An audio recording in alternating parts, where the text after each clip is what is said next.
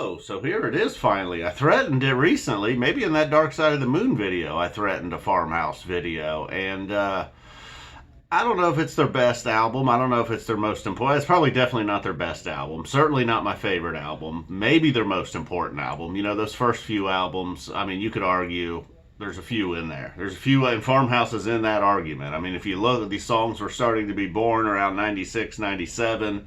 The album finally comes out May of 2000. But ever since that, you know, the very early days, the first time you heard Piper, Back on the Train, Sand, whatever it was, they've been in the rotation. They've been pretty important songs each tour, you know. Or, I mean, Back on the Train, just always good. Sand, always good. I'm not a big First Tube guy. People seem to love First Tube. Same thing with Bug.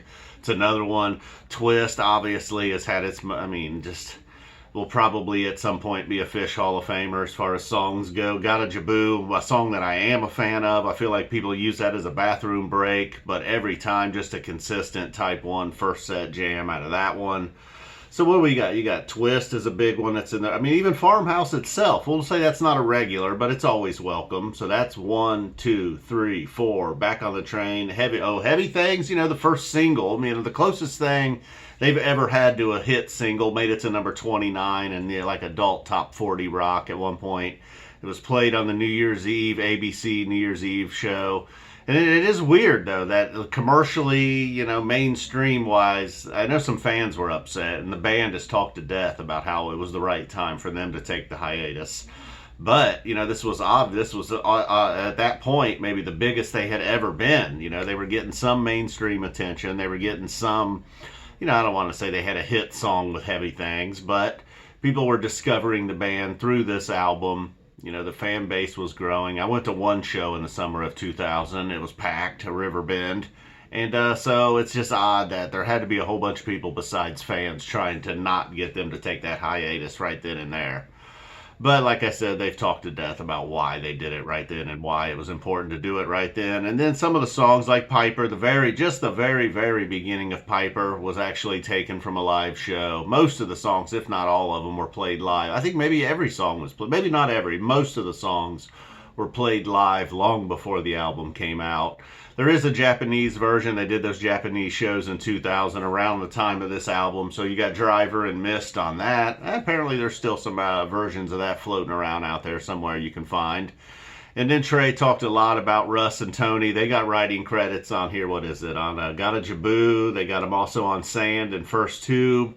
About how before this, maybe it was sometime late 96, early 97, he just realized Phish didn't have much of a groove, or they just needed to really learn how to play in the groove.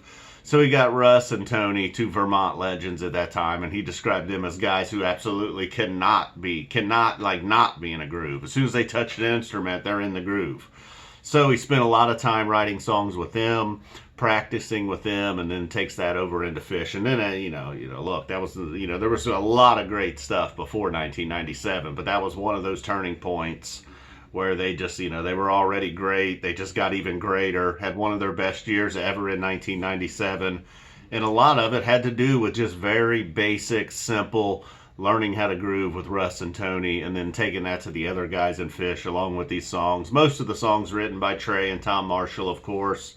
This was one album, and then I read some old interviews. Trey, it seemed like in every interview they were asking Trey about being the guy. He was like the Roger Waters, speaking of Dark Side of the Moon. Trey was kind of like the guy on this album. He did most of all the writing, he was just like he was pretty much the dictator for Farmhouse. And was that causing problems? I'm sure there was speculation that that's what was up with the hiatus. Shortly after this, there was that Trey solo album, or Trey and Tom album, that had a bunch of these songs, Dirt, Piper, Sleep, all that stuff. He got really into acoustic guitar around this time. And then there's some legends on the album. Dave Grippo plays on the album. He's on Got a Jibboo. Bela Fleck plays on In-Law, Josie Wales. So, and then, this is May of 2000. This comes out. It already had a little bit of buzz. And then by October of 2000, they're like, hey, we're out. The hiatus at that point had only lasted a little over 2 years, about two years and a couple of months, I guess, by the time they finally did return to the stage there. What was it, December 31st, 02. So I'm sure some fans really felt like a punch in the gut. I don't know how this fan was. If I remember, I don't think I wasn't like, I had seen Phish, I was aware of Phish, I was a Phish fan, but I wasn't like die hard, like on the internet, figuring out what fans thought of everything. But I have a feeling this is one of those albums, like just about every Phish album, that gets to be more loved as time goes on. Sure, when it came out. I don't know. We'll see. I think critics may have liked it. Rolling Stone did not like it, but whatever. Who does it really matter what Rolling Stone thinks? And so I don't know. That was it, man. That's the Farmhouse rap. It is kind of odd though that it was such an important album, and it's like you listen to these songs like "Got a Jibboo," "Heavy Things," "Back on the Train's" good. "Piper," not much on the studio there. "Dirt," a lot of the slow. "Sand's" really good studio. That and Twig, so "Back on the Train" and "Sand," I get it. But a lot of these other songs, back then I would have thought, nah, there's no way. "Twist," "Back on the Train," "Got a Jibboo," "Piper," "Sand," "First Tube," all those songs, even "Farmhouse" and "Bug" mixed in there, encores, the slow song, your true bathroom break if you're going to take one from the Farmhouse album. So all right, guys, boom. Thanks for tuning in, and I don't know. Maybe we'll pick another album by some other band next time. We'll see. I don't know. We'll see. Nothing's ever permanent around here except recapping Buckeyes, Browns, and maybe Phish shows. We ever going to get another Phish show? All right, that's enough. Boom, we're out of here. Go Farmhouse. Listen to it again if you haven't recently. And if you're not a Got a Jibboo guy, listen to a live Got a Jibboo. It doesn't even matter which one. Just pick one. It's good. They're in the groove, for sure. Russ and Tony, thanks, guys.